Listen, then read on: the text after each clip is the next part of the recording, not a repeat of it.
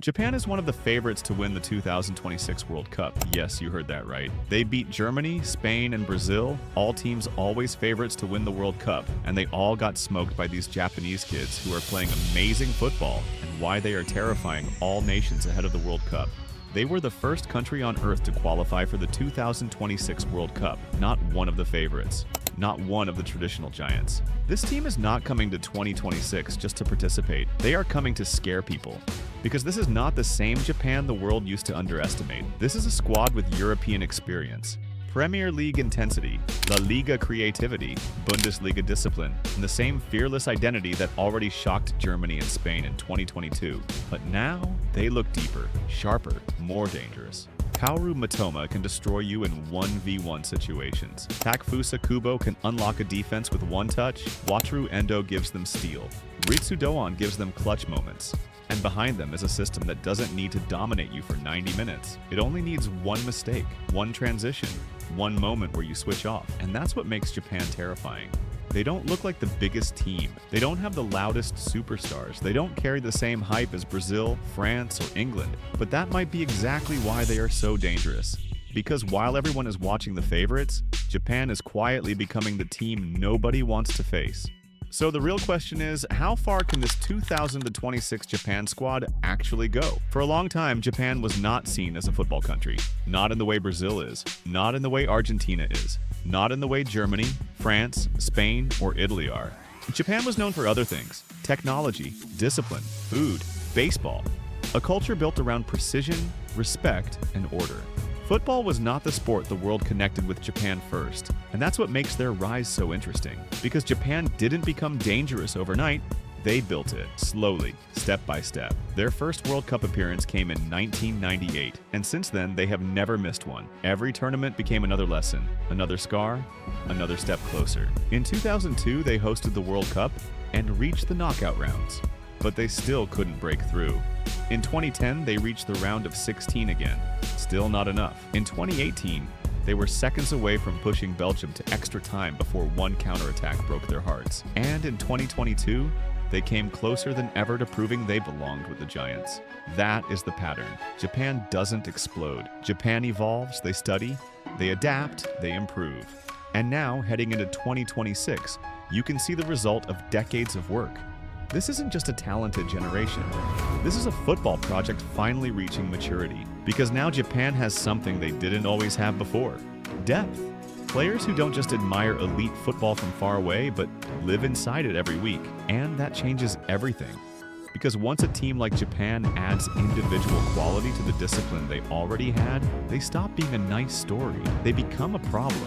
But the world should have seen this coming. Because in 2022, Japan already gave everyone the warning. The world should have paid attention in 2022 because Japan didn't just survive the group of death, they won it.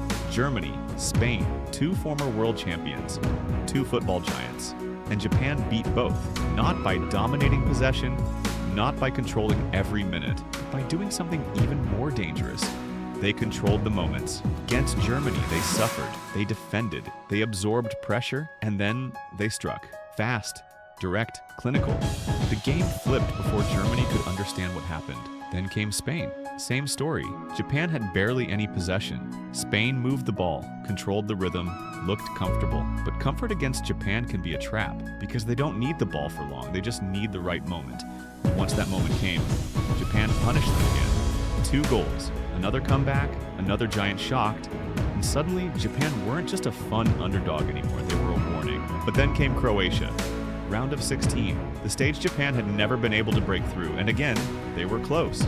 So close. They took the game to penalties, but this time, the dream stopped there. That loss hurt, but it also revealed something important. Japan were no longer losing because they couldn't compete. They were losing because the margins were tiny. One penalty, one moment, one detail. That's the difference now. Japan are not trying to prove they belong anymore, they already proved that. The next step is different. Now they have to prove they can finish the job. And that's why 2026 feels so dangerous. Because the team that shocked Germany and Spain has now had 4 more years to grow. More experience, more depth, more players at top European clubs, and a system that looks built for tournament football. Japan are not dangerous because they try to play like everyone else. They are dangerous because they know exactly who they are. They don't need to dominate possession. They don't need to have the biggest stars. They don't need to control every second of the match. Instead, they control the situations that matter. That's the key. Under Hajime Moriyasu, Japan have become one of the most organized and disciplined teams in international football. Out of possession, they stay compact.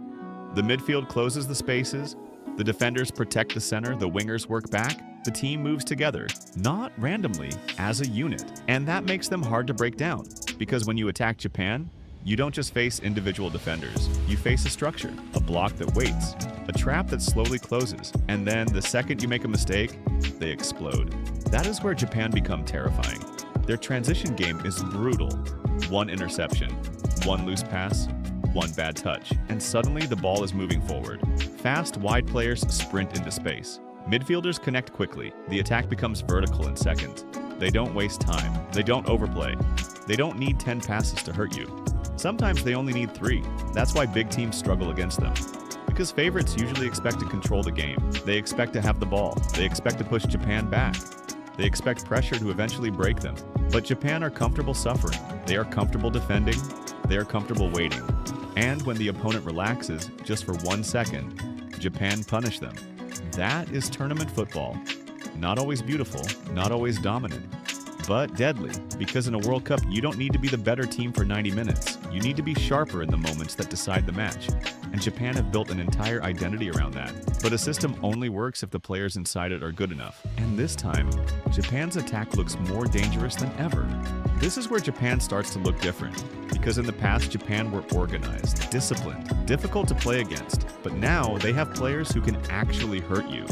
Not just with teamwork, with individual quality, and that changes everything. Start with Kaoru Mitoma, one of the most dangerous 1v1 wingers in world football. He doesn't need much space. Give him one defender, one channel, 1 second to attack, and suddenly the whole back line is moving backwards. That matters because Japan's system is built for transition, and Mitoma is almost perfect for that. He receives wide, drives forward, forces defenders to make decisions they don't want to make. Step toward him, and he can beat you. Drop too deep, and Japan gain territory. Double team him, and space opens somewhere else. Then you have Takefusa Kubo. Different profile, different danger. Kubo is not just chaos, he is control. A player who can slow the attack down, pause for half a second, and find the pass nobody else saw. That gives Japan something they didn't always have before. Creativity in tight spaces. Because transitions are dangerous, but in the World Cup, there will be moments where teams sit deeper. Moments where Japan cannot just run into open space. And that's where Kubo matters. He gives them imagination, the final ball, the clever movement, the ability to unlock a defense when the game becomes uncomfortable. Then there is Ritsu Doan, and this is the type of player every tournament team needs. Not always the loudest name, not always the most hyped player, but when the moment comes, he appears. Germany in 2022, Spain in 2022. Big games, big goals. That kind of profile is dangerous because knockout football is not always decided by your biggest star. Sometimes it's decided by the player who knows how to show up when the match is on fire. So why is the 2026 Japan squad terrifying? Because they are not trying to become something. They are not trying to copy Brazil or France. They are building their own version of danger. A team built on discipline, speed, structure, transition, and belief. And that combination is dangerous in tournament football because favorites can handle teams that attack recklessly, and a generation that has already proven it can beat giants. So maybe Japan won't be the favorites in 2026. Maybe they won't have the loudest names. Maybe the world will still look at Brazil, France, Argentina, England, and Spain first. But that is exactly why Japan are dangerous. Because while everyone watches the giants, Japan are quietly becoming the team no one wants in their bracket. And if they finally break through that round of 16 wall, don't be surprised if the world looks back and says, "We should have seen this coming."